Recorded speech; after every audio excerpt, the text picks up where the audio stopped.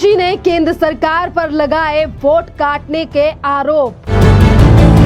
दिल्ली वालों के खिलाफ बहुत बड़ी साजिश रच रहे मोदी, बोली आतिशी।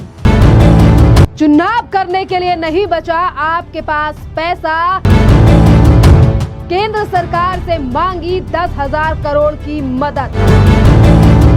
दिल्ली विधानसभा चुनाव से ही पहले आतिशी केजरीवाल ने क्या मान ली है हार। जी हाँ, दिल्ली विधानसभा चुनाव से पहले लगातार उठ रहा है ये सवाल, क्या दिल्ली विधानसभा चुनाव से पहले ही आम आदमी पार्टी और अरविंद केजरीवाल और इसी के साथ मुख्यमंत्री आतिशी ने क्या चुनाव से पहले ही हार मान ली है। क्योंकि जिस तरीके के आरोप महाराष्ट्र में संजय राउत, नाना पटोले जो है वो केंद्र सरकार से लेकर सुप्रीम कोर्ट पर लगा रहे हैं आरोप के कहीं ना कहीं ईवीएम को टेम्पर्ड किया गया है, इसीलिए हम जो है वो चुनाव हार गए हैं। और दिल्ली में देखिए कि जहां अभी चुनावों की तारीखों की घोषणा भी नहीं हुई है कि आम आदमी पार्टी ने चुनाव और वोटों को लेकर केंद्र सरकार पर आरोप लगाने कर दिए हैं शुरू।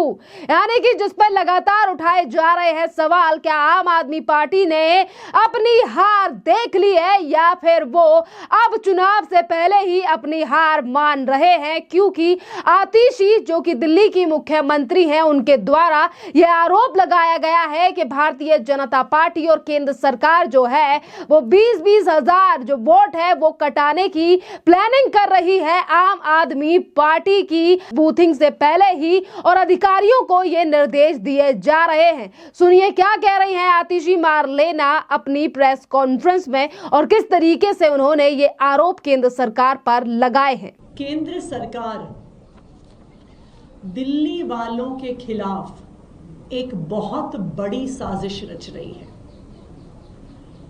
आने वाले दिल्ली के विधानसभा चुनाव को गलत तरीके से जीतने के प्रयास में केंद्र सरकार लोकतंत्र का हनन करने के लिए तैयार है। एक बहुत बड़े स्तर पर सरकारी तंत्र के माध्यम से केंद्र सरकार दिल्ली वालों के वोट काटने का काम शुरू कर रही है। ये एक सिस्टमैटिक स्टेप बाय स्टेप तरीके से हो रहा षड्यंत्र है। इसमें सबसे पहला कदम था 28 अक्टूबर को निकाला गया एलजी साहब द्वारा दिल्ली में 29 एसडीएम बदलने का आदेश।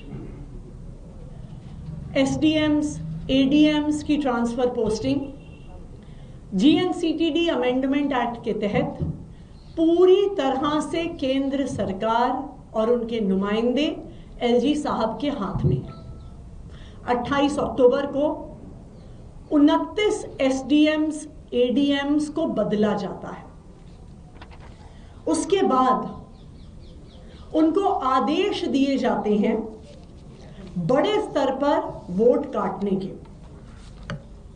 हमें पिछले कुछ दिनों में जो बूथ लेवल ऑफिसर्स होते हैं, बीएलओज होते हैं, जो कोई आंगनवाड़ी वर्कर, कोई आशा वर्कर, कोई एएनएम, कोई सरकारी स्कूल में टीचर, दिल्ली के अलग अलग हिस्से से कई बूथ लेवल ऑफिसर्स ने हमें संपर्क किया और हमें बताया कि उन पर दबाव बनाया जा रहा है वोट काटने का, एक बहुत बड़े स्तर पर वोट काटने का। आपने देखा कि किस तरीके से आतिशी मार्लेना ने केंद्र सरकार के ऊपर आरोप लगाए हैं कि उन्होंने यह कह दिया है कि केंद्र सरकार ने दिल्ली में सरकारी अधिकारियों को आम आदमी पार्टी के वोटर्स का नाम काटने का आदेश दे दिया है और जो है वो लिस्ट सौंप दी गई है कि 20,000 जो है वो वोट काट दिए जाएं और गलत तरीके से चुनाव जीतने की तैयारी जो है वो बीजेपी कर रही है, लोकतंत्र का हनन किया जा रहा है। जिस तरीके से आम आदमी पार्टी के नेताओं ने चुनाव से पहले ही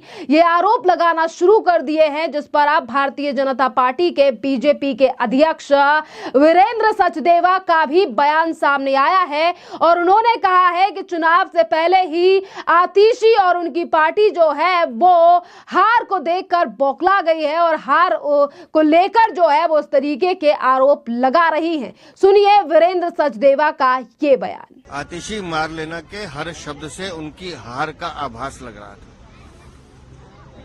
इस बात का एहसास उन्हें भी है कि उनकी जमीन खिसक चुकी है और संवैधानिक संस्थाओं पर अब तक तो हम राहुल गांधी को, संजय राउत को बयान देते हुए सुनते थे। चुनाव आयोग जैसी संवैधानिक संस्थाओं पर अगर वो उंगली उठा रही है तो वो अपनी हताशा दिखा रही है। कारण दिल्ली में यह है कि अवैध बांग्लादेशी रोहिंग्या भरी मात्रा में इन लोगों ने बनाए, उनको अपने वोट बैंक की तरह यूज करते हैं। लेकिन अगर इलेक्शन कमीशन ईमानदारी से अपना काम करे और बुरके के पीछे लोगों को, जो लोग छुपे हैं, उनको अगर चेक कर रहा है तो उनको आपत्ति क्यों है? अगर कोई अवैध बांग्लादेशी, अवैध रोहिंग्या दिल्ली में छुपता है, दिल्ली में कानून सुरक्षा को भी वो धत्ता बताता है, तो अगर ऐसे लोगों की चेकिंग होती है तो बुराई क्या है? लेकिन वोट काटना या वोट की आड़ में इस तरह की बयानबाजी करना ये दिखा रहा है कि अरविंद केजरीवाल हो या आतिशी मार लेना हो, इनको पता चल चुका है कि जमीन नीचे से खिसक चुकी है और दिल्ली में भारतीय जनता पार्टी की सरकार बन रही है। आपने देखा कि आज आम आदमी पार्टी और बीजेपी जो है वो एक दूसरे के सामने लगातार जो है वो नजर आ रही है, यानी कि एक दूसरे के ऊपर लगातार हमले किए जा रहे हैं। एक तरफ आतिशी दिल्ली बीजेपी से लेकर केंद्र सरकार पर इस तरीके से आरोप लगा रही हैं, लिस्ट सौंप रही हैं और ये कह रही हैं कि कहीं ना कहीं वोट काटने का काम किया जा रहा है, यानी कि क्या। और अब यही सवाल जो है वो सियासी गलियारे से लेकर जनता के द्वारा उठाया जा रहा है कि आम आदमी पार्टी ने अभी से स्क्रिप्ट तैयार कर ली है कि अगर वो चुनाव हारे तो कौन कौन से आरोप जो है वो उन्हें केंद्र सरकार और बीजेपी पर लगाने हैं। देखिए, एक तरफ तो ये आरोप लगाए जा रहे हैं तो वहीं दूसरी तरफ राज्य सरकार के पास अब चुनाव लड़ने के लिए नहीं बचा है फंड और अब केंद्र सरकार से जो है वो 10,000 करोड़ रुपया आम आदमी पार्टी के द्वारा मांगा गया है, जिसके लिए एक पत्र भी सौंपा गया है। जी हां, राज्य सरकार ने चालू वित्त वर्ष 2024 से 2025 के लिए अपने खर्चे को पूरा करने के लिए राष्ट्रीय लागू बचत कोष यानी कि NSSF से 10,000 करोड़ रुपए उधार लेने की मांग की है, जिस पर एक तरफ तो देखिए केंद्रीय वित्त मंत्रालय को भेजे जा रहे इस प्रस्ताव पर मुख्यमंत्री आतिशी ने अपने सिग्नेचर कर दिए हैं कि केंद्र सरकार से 10,000 करोड़ रुपया इन लोगों को चुनाव लड़ने के लिए चाहिए, जिसके लिए पत्र भेज दिया गया है। और अब इस पर ही भारतीय जनता पार्टी लगातार हमलावर नजर आ रही है और इसी के साथ फ्रीबीज को लेकर एक बड़ा हमला बोला गया है भारतीय जनता पार्टी के नेता RP सिंह के द्वारा, और उन्होंने कहा है कि अरविंद केजरीवाल और आतिशी ने किस तरीके से फंड का गमन किया है, पैसे का जो है वो किस तरीके से उपयोग किया गया और आज वो केंद्र सरकार से ये 10,000 करोड़ रुपया मांग रहे हैं। सुनिए RP सिंह का ये बयान। ये सरकार वो थी जो सरप्लस बजट में रहती थी।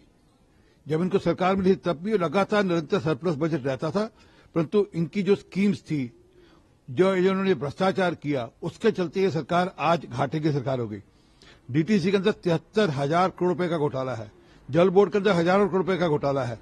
वो घोटाले के पैसे रिकवर करेंगे, अपने मंत्रियों से पूछे कि वो पैसा कहाँ गया, अपने जो अफसर है उनसे पूछो पैसा कहाँ गया, वो पैसा किस किस की जेब में गया। उसके बाद इनको अधिकार है किसी से उधार मांगने का।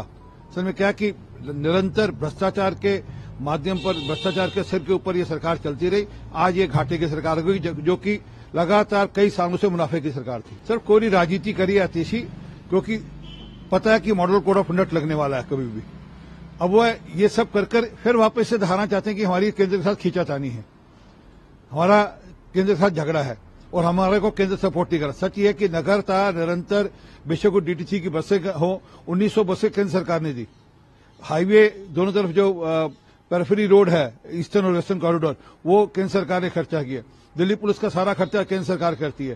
तो केंद्र सरकार तो अपना कंट्रीब्यूशन करती है, परंतु इनको को कि अब खींचातानी दिखानी है, चुनाव सिर पर है। अब ये बोलेंगे हम तो दिल्ली की तरक्की के लिए पैसा मांग रहे हैं, दिल्ली की तरक्की के लिए पैसा देते नहीं। सच ये है कि वो सारा का सारा पैसा जो उनके पास यहाँ पर टैक्स के माध्यम से इकट्ठा होता है, वो भ्रष्टाचार में खपता है।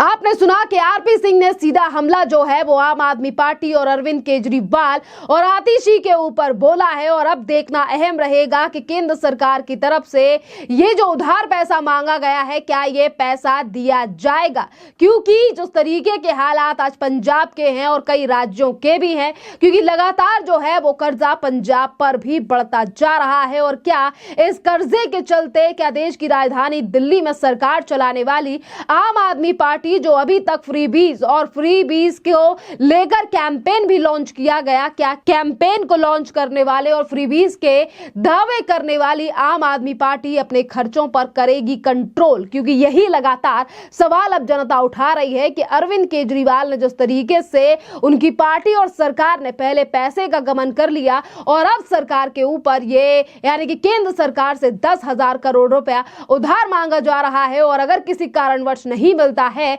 तो आम आदमी पार्टी फिर एक बार रोती नजर आएगी और कहा जाएगा कि देखिए हमें तो फंड नहीं दिया जा रहा, यानी कि केंद्र सरकार हमारे साथ नहीं खड़ी है।